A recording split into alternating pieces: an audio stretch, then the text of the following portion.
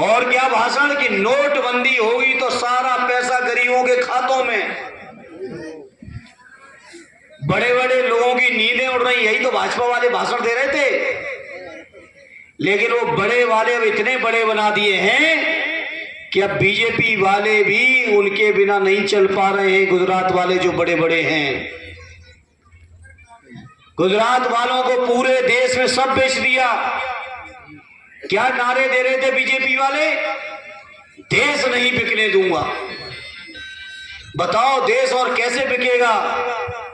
Rail तुमने बेच दिए, तेल तुमने बेच दिए, हवाई अड्डे बिक गए, टेलीफोन बिक गए, सड़कें बिक रही हैं। बताओ और क्या क्या और बचा है? बंदरगाह के समुद्र वाले जो बंदरगाह के अड्डे हैं सब बिक गए। बताओ और क्या क्या नहीं बचा जो बीजेपी के लोगों ने न बेच दिया हो। तो आज मैं इस मौके पर सिरसौली के और आसपास के लोगों एक ही बात कहूंगा कि बीजेपी वाले जो कहें समझ लेना ठीक उल्टा होने वाला है। जब ये कहे देश नहीं बिकने दूंगा तो सब बेच मारे। जब इन्होंने कहा किसानों की आमदनी दूनी करेंगे तो आमदनी छोड़ो। ईमानदारी से बता दो मेरे किसान भाइयों, लागत भी निकल रही है क्या? 7 साल हो गए उत्तर प्रदेश में बीजेपी की सरकार के। 7 साल में केवल 15 रुपया गन्ने का दाम बढ़ाया है। वो भी इसलिए कि 2022 में विधानसभा का चुनाव था। 2022 में विधानसभा का चुनाव के कारण केवल 15 रुपए बढ़ाए थे। और 2017 से आज 2024 आ रही है, आज की तारीख में एक बार के अलावा कभी गन्ने का दाम बताओ सिरसौली वालों बढ़ाया हो। और यहाँ वाले का तो शेखुपुर वाले का तो यहाँ पे पेमेंट भी नहीं निकल रहा होगा। तो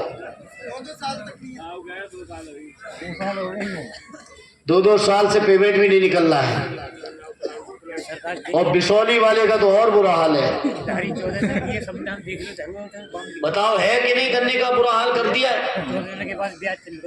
तो इतनी सारी चुनौतियां, इतनी सारी समस्याओं से हम आप सब जूझ रहे हैं।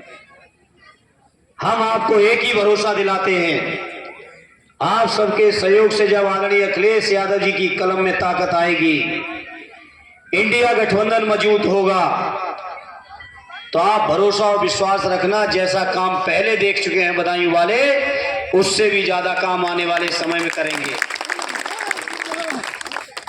और बदायूं वालों को अब ये बताने की जरूरत नहीं है कि जब समाजवादियों को मौका मिलता है तो काम कितना होता है। बताओ, बताने की जरूरत है बदायूं वालों? हैं सब लोग जानते कि नहीं जानते कैसे काम किया है? तो इसलिए मैं आपसे उम्मीद करता हूं, प्रार्थना करता हूं और अपील करता हूं, पूरा सहयोग समर्थन समाजवादियों को दे देना। आप सब यहां से जिता के भेजोगे तो ये जरूर है, संख्या में हम भले ही अकेले हों यहां से, लेकिन बदायूं वालों ये भरोसा रखना, आपके सम्मान को, मान को इतना तो ऊंचा किए ही रहते हैं कि 10 एमपीओ के बराबर अकेले काम तो कर देंगे। बताओ मेरे बदायूं के लोगों, करते कि नहीं करते हैं? कोई इसमें कसर है क्या?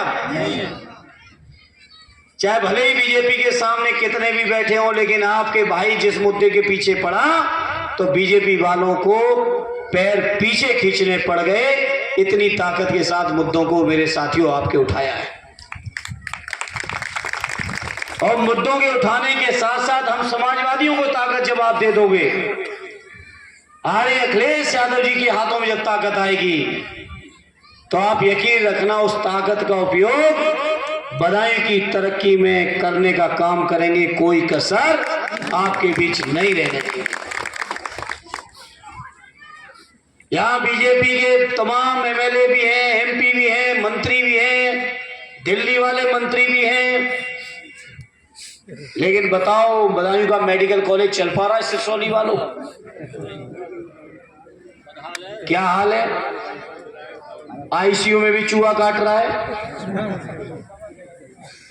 महिलाओं के विचारों के इलाज नहीं हो रहा और अस्पताल पे गेट पे बच्चा दे रही हैं। सोचो डिलीवरी हो रही है अस्पताल के गेटों पे, डेथ हो जाए तो आंखें निकाल ली जाती हैं मोर्चरी में। बताओ इससे भी ज्यादा संवेदनहीनता कोई हो सकती जो बदायूं में हो रही है मेडिकल के मामले में? इतनी संवेदनहीनता। और कहने को यहां से बीजेपी की सांसद महिला भी हैं और कहती हैं हम डॉक्टर भी हैं। एक दिन हम बयान सुन रहे थे तो कह रही थी कि मोदी जी ने बनवाया है। सुना है आप लोगों ने कि नहीं सुना है? एक दिन ये भी भाषण दे रही थी। तो ऐसे लोग जो कोई काम आपके कर नहीं सकते, किसी काम के आ नहीं सकते, कोई मदद क्षेत्र की कर नहीं सकते, विकास तरक्की योजनाएं ला नहीं सकते, दलित पिछड़ों के मुद्दों पे, माइनॉरिटी के मुद्दों पे लड़ नहीं सकते, अब ऐसे लोगों को यहां से सफाया करने का काम मेरे बदायूं वालों कर दो, ये प्रार्थना लेके आया हूं। बताओ एक बार हाथ उठा के करोगे कि नहीं करोगे सफाई इनकी? जिताओगे समाजवादियों को कि नहीं जिताओगे? अखिलेश यादव जी के हाथों को मजबूत करोगे? इसी उम्मीद के साथ और आपको भरोसा दिलाते हुए आपके मान की, सम्मान की, स्वाभिमान की, क्षेत्र की तरक्की की, नौजवानों किसानों की समस्याओं की, दलित भाइयों की समस्याओं की, महिलाओं की समस्या